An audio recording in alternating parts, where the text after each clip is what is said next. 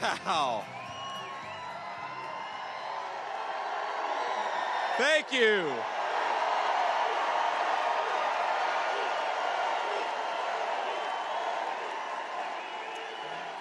All right, my friends, thank you. Thank you.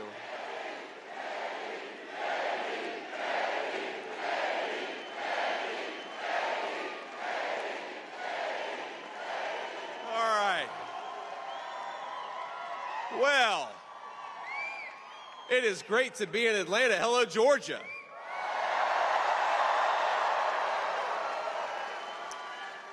In 93 days, we're going to take back our country and elect Donald J. Trump once again. It's going to start right here in Georgia. Now, let's recap the last month in political history. We have to remember, just over a month ago, President Trump wiped the floor with Joe Biden on that debate stage, exposing a massive cover-up of the president's mental incapacity. He saved America from 4 more years of the disaster of Joe Biden. And during that same time, Donald Trump accepted our own party's nomination with overwhelming support. We held the most successful convention in history.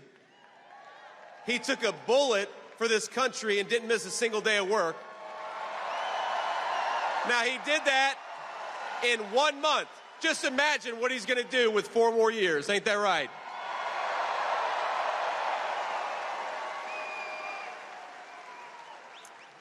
Now, after covering up Joe Biden's incompetence for the last 3.5 years, our friends in the media are at it again.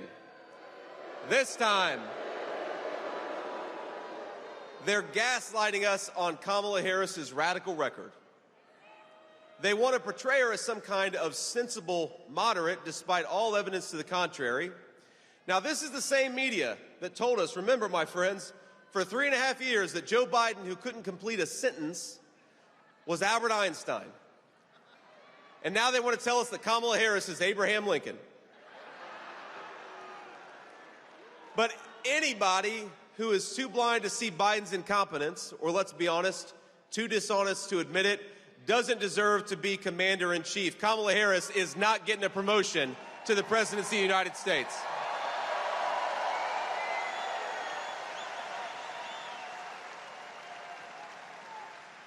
Now, the Democrat Party bosses would like to install her as their new nominee and as the next president, but remember, she has not received a single vote for president. Let's actually give Democrat primary voters some credit, because in their primary in 2020, Kamala Harris was so unpopular, she didn't even make it to the first vote being cast. She wasn't in the top 3 in her home state of California. And the reason is Democrat voters know what every American agrees with: America is never going to elect a San Francisco liberal who's so far outside the mainstream. We're not going to elect Kamala Harris as president.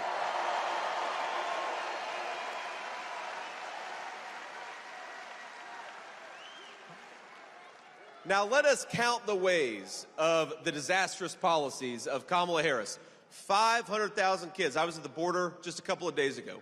500,000 kids have been trafficked by the drug cartels because of her policies. She was the border czar. The media lies to you, but she was. Hardworking Americans cannot afford groceries because of her policies. Gas and energy are through the roof because of her policies. Housing prices are out of control because of her policies. You cannot let in 20 million illegal aliens to compete with Americans for scarce housing and then raise interest rates, which is exactly what Kamala Harris has done. And people right here in Georgia and all across the country have suffered because of it. Now, the media calls her a moderate, but there's nothing the fake news loves more than a fact check, so let's do a fact check. Kamala Harris was the most liberal United States senator during her entire time in public service. As America's border czar, Kamala Harris unleashed the worst border crisis in American history. 10 million illegal aliens have invaded this country. The total That's what they say. That's the official number. It's probably more than that. Biden and Harris, on day one, they suspended deportations. They stopped building the border wall. I saw it just a couple days ago. It's sitting there on the ground, ready to be finished, but Kamala Harris won't let them. They reinstated catch and release. Then they proposed amnesty for millions of illegal aliens. Kamala Harris turned Border Patrol into a travel agency for the worst criminals and terrorists all over the world. Now, we have a different message, President Trump and I do. If you're in this country illegally, start packing your bags. You go home in 6 months.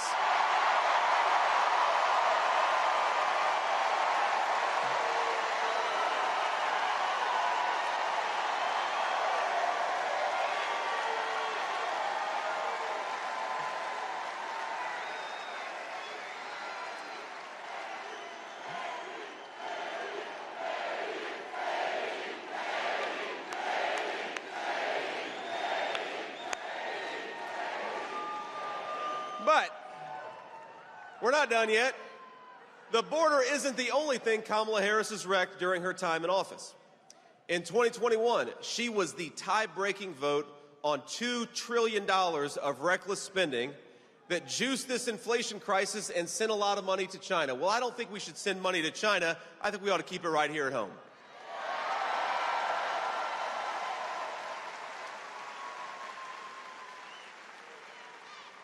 Remember the Inflation Reduction Act, which was really the Inflation is a Disaster Act. She cast the deciding vote, triggered the worst affordability crisis in generations.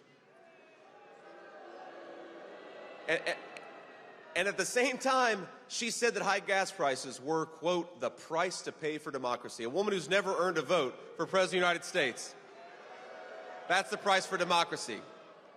Well, it's not the price for democracy, my friends. It's the price we paid for her failed leadership. Now, Harris wants to ban fracking, ban offshore drilling, take away your gas cars. And by the way, I think in America, you ought to be able to drive whatever the hell you want to, because this is America, and we believe in freedom.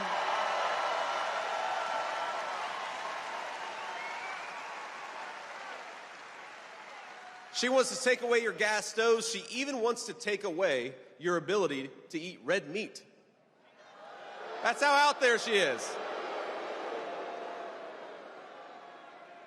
That's real. The fake news will fact check it. They'll fact check it true. She actually said that. In other words, she thinks that she's better than us. She thinks she's better than you. She thinks she's smarter than you. She thinks you need to be told how to live your life. But this November, let's tell the Washington elites, let's tell Kamala Harris, mind your own damn business. We're electing Donald J. Trump, President of the United States.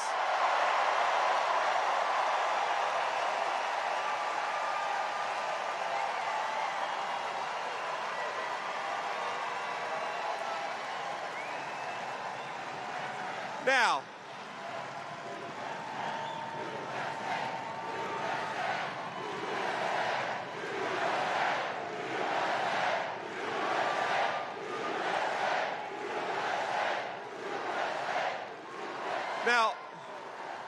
every time the Democrats attack us and attack our movement, they can't help but tell on themselves. They reveal how much they hate the American people. Now, remember this. Remember, Barack Obama said we cling to God and guns. Remember that? Hillary Clinton called us deplorables. And now, Kamala Harris says we're weird. Well, Kamala, I'm glad you brought that up. Let's talk about some things that are weird.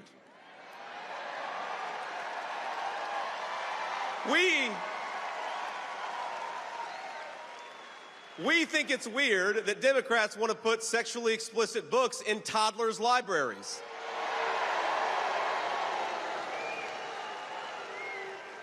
We think it's weird that the far left wants to allow biological males to beat the living crap out of women in boxing.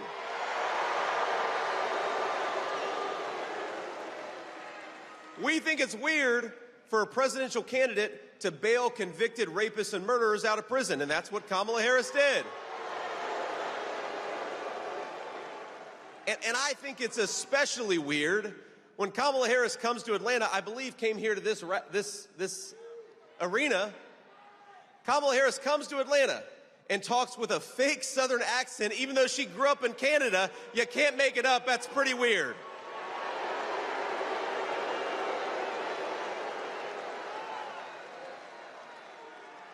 Go watch the clip. She sounded like a Southern belle, even though she grew up in Vancouver. It doesn't make any sense.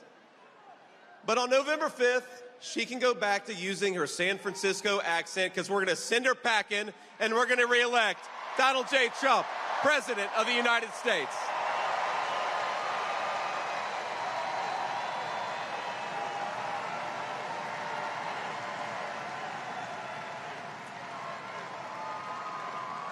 Now, we can handle the made-up attacks by Democrats and by the media because we're used to it by now. But here's something I can't stomach about Kamala Harris. It's when she has the nerve to question our loyalty to this country. And she does. Well, here's what President Trump and I believe about loyalty. Loyalty to this country is closing our border, not opening it up. Loyalty is making life more affordable, not causing inflation because you can't stop sending money like a drunken sailor. Loyalty is safeguarding Medicare for American citizens, not bankrupting it by sending it to illegal aliens, which is what she wants to do. Loyalty is protecting Laken Riley, not allowing an illegal immigrant to take her life. Loyalty is serving in the United States Marine Corps, something I am proud to have done. Loyalty is taking a bullet for this country, something Donald J. Trump did. Kamala Harris, if you want to see the face of disloyalty, look in the damn mirror.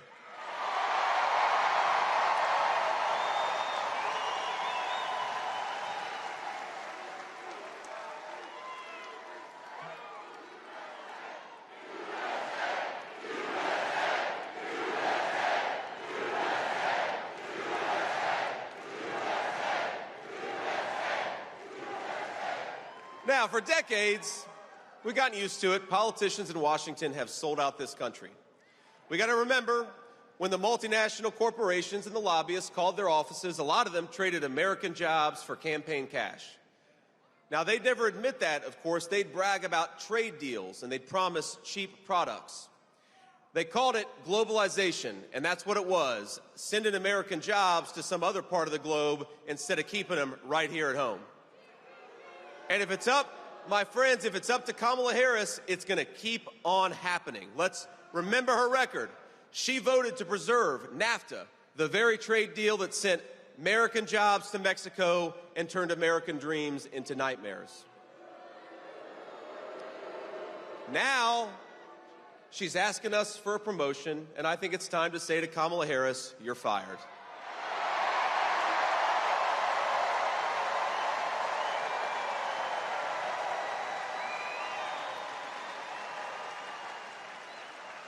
The American dream is dying under Kamala Harris. But we're going to save it. We're going to save it for every American, regardless of color or creed, and we're going to do it when we re-elect Donald J. Trump, President of the United States. That's why we got to do it. You know, President Trump knows a few things that the Washington politicians forgot. He knows that 1 million cheap plastic toys from China is not worth a single American manufacturing job. We're going to rebuild American manufacturing. We're going to rebuild the factories. We're going to rebuild the American dream, and we're going to stamp more products made in the USA. It's a beautiful thing, and that's what we're going to do.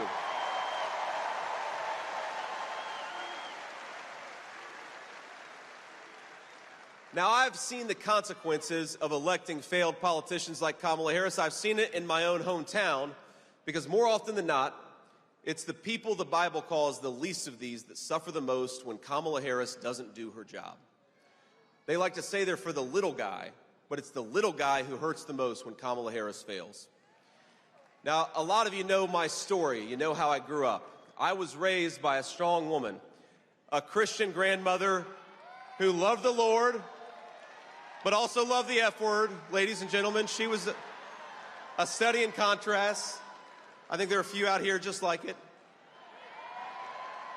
Now people ask me, how is it that you were able to grow up in a poor family, grow up in a family that was struggling, had a lot of chaos and a lot of trouble?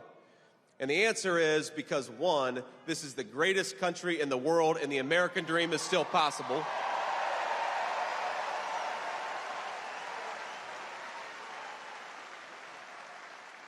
The second answer is because I had a mamaw who was tough as nails, and she kept me on the right path. Now, I could tell you a lot of stories.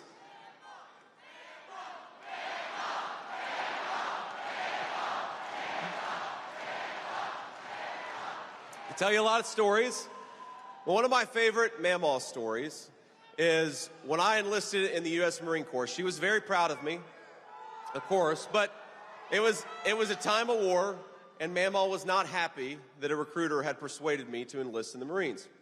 So I remember he came over to our house and started to walk up the steps to her porch, and she said, "Look, if you step one more foot on my porch, I'm going to blow that thing off." And she had 19 handguns at home, so that was not an idle threat. But that strength and that discipline allowed me to achieve my dreams, and things worked out for me because we love our country. It's a great country, and because there are women like Mamaw all over this country making sure kids are able to achieve their dreams. Thank you. But let's be honest, there were some tough times too. And this goes to the point about Kamala Harris's failures. I remember the reason Mamaw raised me is because my mom struggled with addiction for a big chunk of my early life. And I'm proud to say that she has been clean and sober for almost 10 years now. I'm so proud of my mom.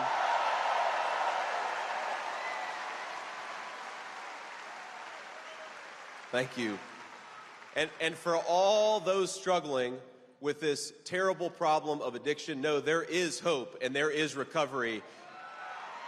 It's worth it. You got to keep fighting for it. But we support you and we support your dreams for second chances. But it wasn't always that good. Didn't always think that I would get a second chance with my mom. I remember being a kid, waiting at the bedside of my mom, angry that she had taken something she shouldn't have taken, and just praying to God, even though I was so mad, praying to God, please, Jesus, just let her wake up. Don't let this thing be the thing that took her life. And the unfortunate truth, my friends, is that the poison that Kamala Harris has let into this country means there are a lot of kids like me who are not going to have those prayers answered. We're going to remember who we're fighting for. And it's the kids at the side of those bedside tables begging God for their parents to wake up. We're going to make sure that happens. We're going to fight for the people who are struggling in this country.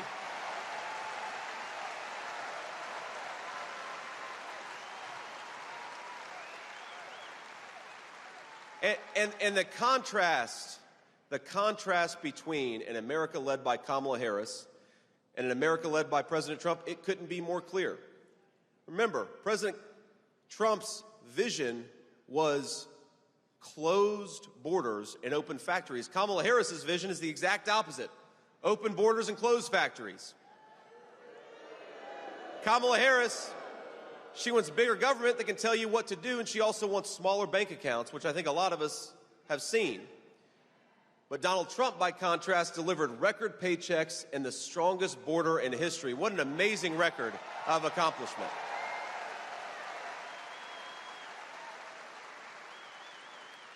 Kamala Harris wants to ban fracking and buy energy from every tin-pot dictator all over the world. Donald Trump wants to drill, baby, drill. Let's get it from our own workers and our own territory.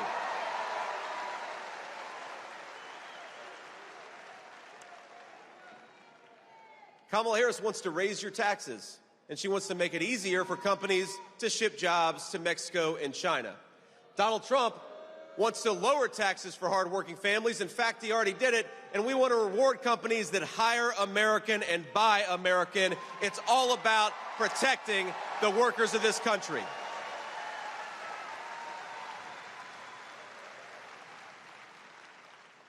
Kamala Harris wants to defund the police and let violent criminals out of jail. Donald Trump wants to lock up the bad guys and back the blue, and he did it for 4 years. He's going to do it again.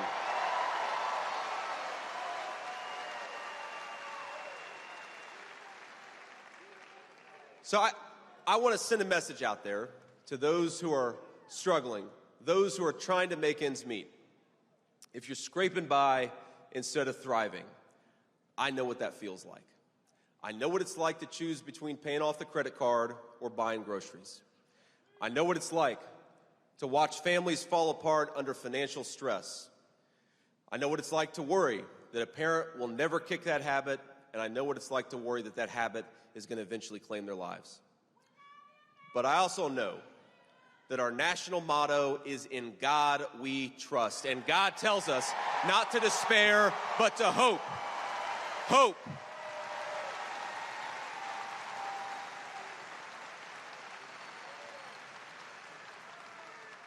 And while the media likes to lie about this movement and this party, this movement of ours is about a simple idea. We love this country enough that we will never give up hope, and we will never stop fighting for a better future for everybody, whether they vote for us or not.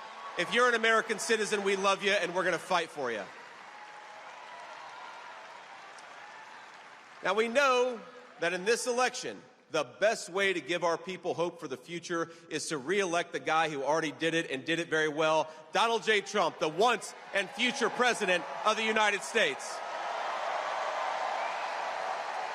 In just a few months, I believe, this state of Georgia is going to lead a great American restoration, a restoration of safety, of prosperity, and yes, of hope. We're going to secure our borders. We're going to kick out the drugs and the illegal immigrants. We're going to rebuild American manufacturing. We're going to bring jobs back to this country, and we are going to buy American, for our people. It's going to start in Georgia. God bless you all.